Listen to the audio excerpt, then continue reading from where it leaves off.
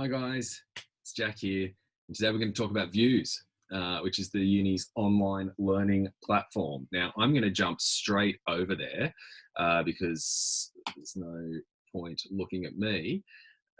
We want to be looking at vUWS. This is my lovely office, by the way. I'm here in Belfield, which is down near Campsie. Now, let's bring this up. Let's close me, and we should be good to go. All right, so many of you will be familiar with vUWS already, and all of you will have had to access this video via vUWS. So you will have at least had a bit of a look in. Some of you will be familiar as Western Sydney undergraduate students, but we're going to give you a bit of an overview today of the site, just a quick one with a couple of things about how it works, particularly for this unit. So what you'll want to do, I've obviously got lots of vUWS sites over here. You'll want to go to 800-218 Research and Development 1. Now I've got edit mode off at the moment. This would look a bit different if edit mode was on, then I can play with things, and this is how Alex and I change things on vUWS, but we don't need to see that part of things. So I'm going to assume that you've gone and looked at vUWS, but maybe you want to know, make sure you've seen everything you need to see. So let's just go through what you need to look at to get started in the unit and to think about what you'll need to do later in the unit. Firstly, obviously, you want to read all of this material, the unit description from the handbook for RD1 and the role of RD1 in the MRes. It's really important that you guys understand this. We're not going to talk about it now because there's text here and there's other videos about it. You've got unit learning outcomes, again, from the learning guide. Getting started, this is a helpful little set of information if you are a little bit confused, and we'll follow these instructions. So let's jump back up here in a second. There's no textbook for RD1. Here's your assessment summary, teaching staff, our contact details. I expect you won't spend too much time looking at this after you've browsed it the first couple of times. You'll spend much more time up in these sections over here. So as it says in getting started, we're going to quickly go and check out where the learning guide is, and we're going to check out the weekly content folder in particular, because this has the RD1 weekly work plan, which is a new document we've created that we're going to harp on about all semester, because it gives you a really clear idea of what we think you should be doing with your time. And I should also say the vUWS site at the moment is under some final construction. So there's a few parts of this where Alex and I are going to keep adding more information, but there's certainly enough here to show you what's going on. All right, so we're on this home part here. So if we go down, you can't actually click learning zone. This is just like the zone.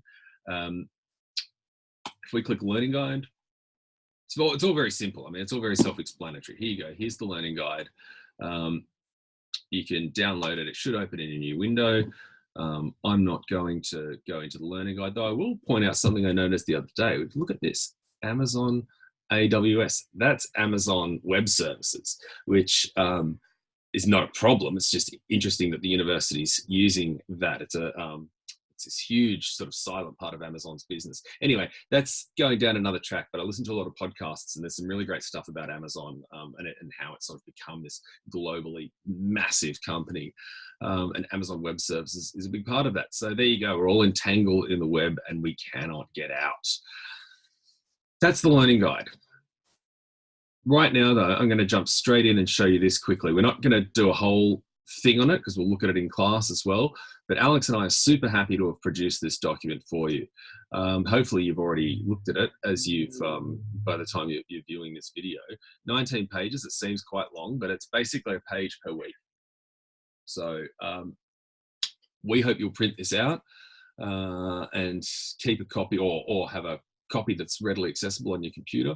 And every week you'll look at this and work out what you should be doing. That's it. What should I be doing each week? We'll let you read this, right? But here's the idea. You've got face-to-face, you've got reading, you've got some video content, such as the video you're watching now, and you've got a bunch of assessment. It's normal that assessment is the bulk of the time in a unit, because the unit has to be 150 hours of work. And then you have this document. So this is us right here. This is super self-referential. We're in the vUWS video now talking about how the vUWS video is one of the things you've got to watch. So you guys probably will have seen this. But anyway, that's something you guys can look at ongoingly. I just wanted to show you where it is and make sure that everyone sees it rather than assume that everyone sees it. The other thing you're really going to want to spend time with is this weekly content folder. Here's the work plan again, just we put it a few places so everyone has it. We don't need to go over that again. And then here are all your folders. There's only a folder for each week that we meet. So the worksheet, weekly work plan rather, has like a page for each week. It tells you what to be doing even when we're not meeting. This stuff, you can see here, includes, for example, the material for weeks -2, -1, and 0. So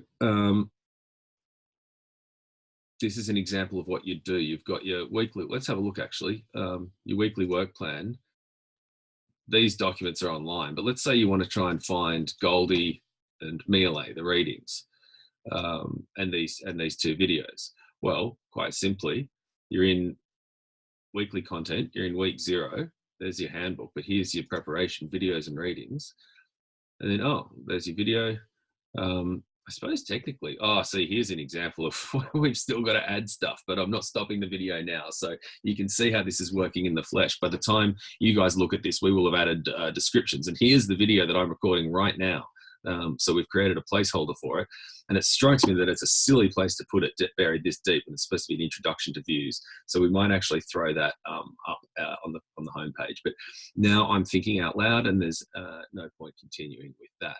But you'd find, for instance, here's Goldie, here's the reading that's ready to go. That's accessible via a URL. And then you've got Miele here, which is a PDF, which once again, attached files, you just click on that and boom, up and away. The miracle of the internet. Bodies and Minds, this is our little cover page. Here's this is a statue of Professor Hawking. This is a super interesting book. It's really tough to read maybe, but really interesting. We're going to help you make sense of it. But that's all you do, right? To just correspond the weeks. There's only ever a reading for the weeks that we're sort of meeting, with the exception, I think, of week 6, where we tell you to start reading that. That's the reading for week. We're in week 5. That's the reading for week 6. But it's here again as well. So you'll work that out. And that's really, that's really all we need to be talking about now for this. You just want to be going through these when you're preparing. Here's all your stuff for the weeks. It's pretty simple. The only other thing you'll need, you guys don't have this course management panel down the side here either. The only other thing you're going to want to do mainly, the announcements will all get emailed to you. I pretty much, you don't really bother checking the announcements section unless you want to go back and look at an announcement you've lost in your email or something. They are recorded there. But you've got the assessment zone, and this is where you will find 2 things. Okay, 2 things about this. You're going to find the support material, right? For instance, the worksheet. We have one of these for every assessment. We're still producing some of the other ones, but this one's ready to go for A1, the annotated bibliography. And you can see here it says see link here in A1 folder on views, which is exactly where we are now. So these are your referencing styles. The choosing a citation style, you've got to choose one of these styles, right? I'm not going to go into it now. There'll be another video about that, but they're all up here, all these links. For summary, see, here's why we hate views. Look at this. Look at these 2 links, this one and this one. I don't know why they're formatted different. What the hell is that? It doesn't look quite as bad when the highlights off, but it just makes you look like an idiot. Views, it's just really good at making you look like an idiot. It's good at making you feel stupid when the system doesn't work. Just, if it seems minor, I've been at the university for 8 years now, so this stuff has just worn me down. On the one hand, I just breeze past it every day. I'm used to it, but this is also the other side of it. Just looking at this, it's like, it doesn't matter, but as teachers, we're trying to train you guys as MRes students to pay attention to detail, to be super careful with presentation, to be really professional whenever you're presenting information. And here we are, just casually, as if formatting doesn't really matter, but it's not our choice, it's the stupid computer's choice. I have no idea why they're formatted differently. And if I had to fix it, which I'm not going to, I'd probably have to just go in and redo them all in exactly the same way to hope that they all wound up the same. And sometimes that doesn't even work. This is what I mean. Anyway, so you've got your looping back. You've got your assessment worksheet for which is all the information, and you've got your submission links. So they're the 2 key parts of the assessment zone. So when you've got to submit an assessment, you can submit down here. We'll explain more about this in class, this draft thing, but the draft is basically a place for you to check your work before you submit it, and it's not kept, and that's explained up here. Don't use that to submit your final assessment because we won't get it, but you can use it to check your, say, your turnitin percentage.